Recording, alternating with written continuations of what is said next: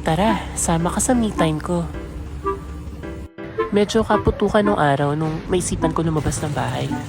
Sobrang random. Gusto ko lang talaga na may maiinom at tumambay. Sumakay ako ng jeep for 15 pesos papuntang Robinson's Las Piñas.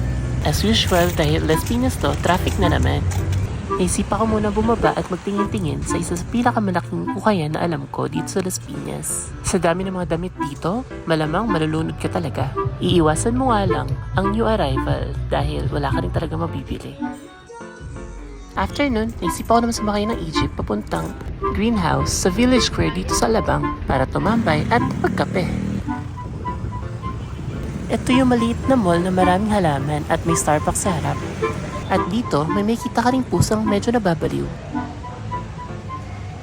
Pero bago magkape, kumain muna ako ng siomay dahil medyo gutom na ako at nag-crave na rin ako nito.